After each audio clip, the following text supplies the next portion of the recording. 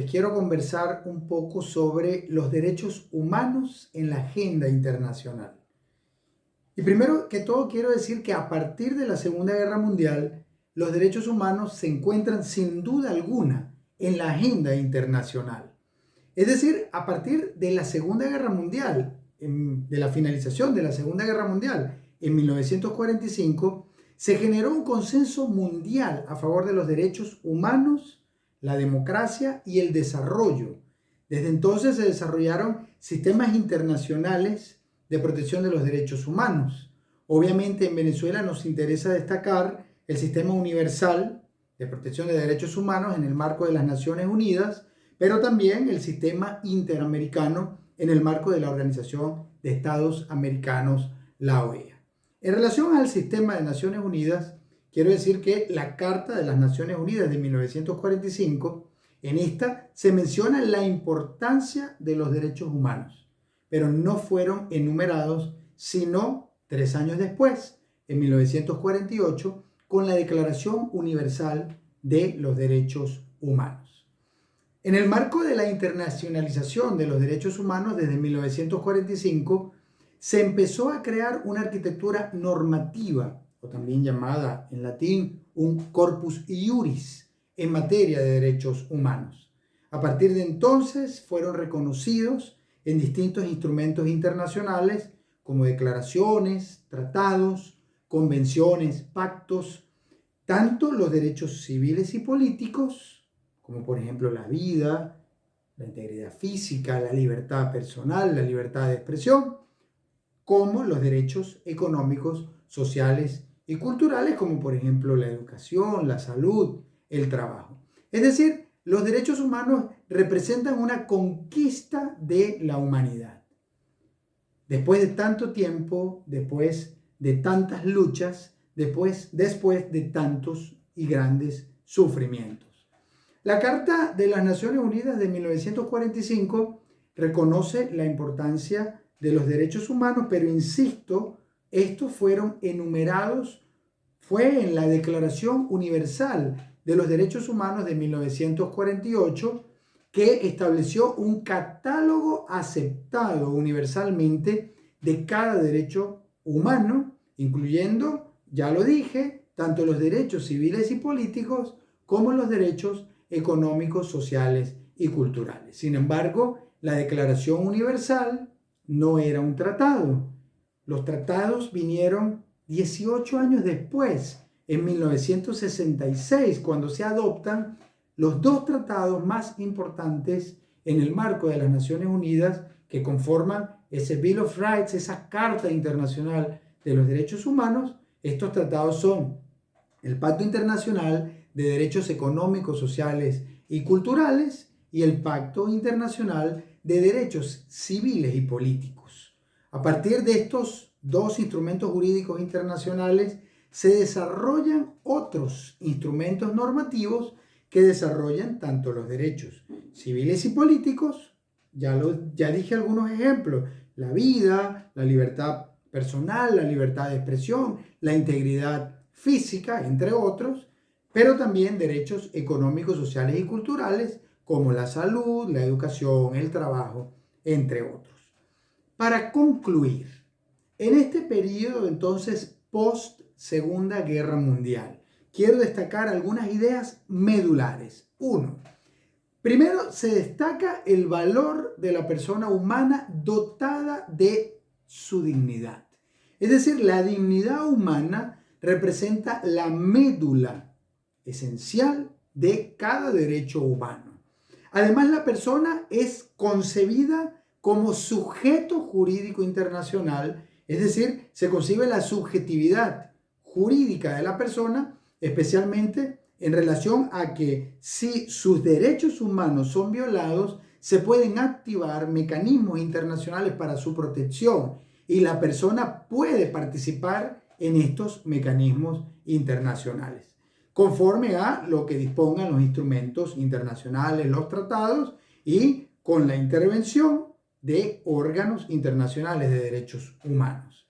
Otra idea es que la comunidad internacional se empieza a organizar en el marco de la Organización de las Naciones Unidas a nivel mundial, pero también a nivel regional, continental, en el marco, por ejemplo, en el caso de América, de la Organización de los Estados Americanos, la OEA, teniendo como centro la idea fundamental del respeto de los derechos humanos. Ya lo decía al principio, en el caso, por ejemplo, de la OEA, derechos humanos, democracia y desarrollo, por ejemplo. Otra idea muy importante es la referida a que violar los derechos humanos equivale a comprometer la responsabilidad internacional de los estados. Esto es sumamente importante. Los estados, tienen la obligación ineludible de respetar los derechos humanos, de protegerlos y de garantizarlos sin discriminación de ningún tipo,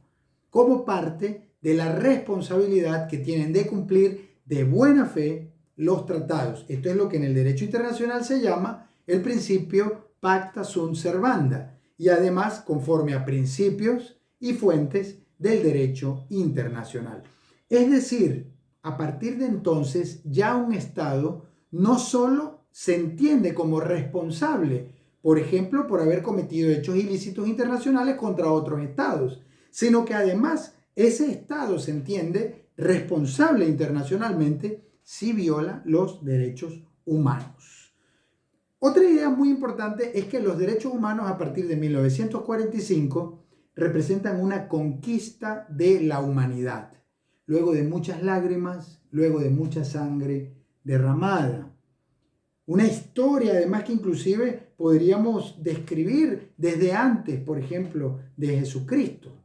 desde el cristianismo, desde después del cristianismo, casi 2000 años de historia. Y no es sino a partir de 1945, efectivamente, cuando se construye esta arquitectura internacional en materia de derechos humanos. Los derechos humanos empiezan a ser entonces entendidos como conquista de la humanidad, y de allí los principios como el de la progresividad, el de la irrenunciabilidad, el de la indivisibilidad, el de la interdependencia, entre otros que son muy, muy importantes a la hora de entender el concepto de los derechos humanos justamente hoy. Otra idea fundamental es que esta conquista de los derechos humanos se ha materializado en la consagración justamente de distintos instrumentos internacionales. Declaraciones, tratados internacionales, pactos, convenciones, pero también en resoluciones e informes, por ejemplo, de organizaciones como las Naciones Unidas o la OEA, o de órganos internacionales como los comités o algún otro órgano, la Comisión Interamericana de Derechos Humanos. También se ha materializado en la plasmación, en la consagración de normas, por ejemplo, a través de sentencias, a través de informes, a través de resoluciones, por parte de órganos internacionales, pero también en la consagración o ius positivización de derechos humanos en constituciones políticas de los estados o inclusive en leyes domésticas, en leyes internas en cada estado. Es lo que justamente se ha llamado como la imbricación de los órdenes de multinivel en materia de derechos humanos, porque estos órganos, tanto organizaciones como órganos internacionales de derechos humanos, pero también los tribunales de los estados o los tribunales internacionales, desarrollan una especie de diálogo normativo donde hay influencias recíprocas, y además desarrollan el control de los derechos humanos, es decir, tanto el control de la convencionalidad, en el caso de los órganos internacionales, por ejemplo, la Corte Interamericana de Derechos Humanos, aplicando la Convención Americana sobre Derechos Humanos y midiendo qué tanto respetan los estados en sus leyes, en sus constituciones o en sus decisiones, justamente a la Convención Americana o a los tratados del sistema interamericano, pero también los estados pueden aplicar a través de sus tribunales constitucionales, por ejemplo, los controles de la constitucionalidad. El punto es que ese control de los derechos humanos consiste en aplicar los derechos humanos por encima inclusive de las normas, porque al fin de cuentas, en base al principio de interpretación pro homine en favor de la persona, lo que interesa es garantizar por encima de todo la dignidad del ser humano.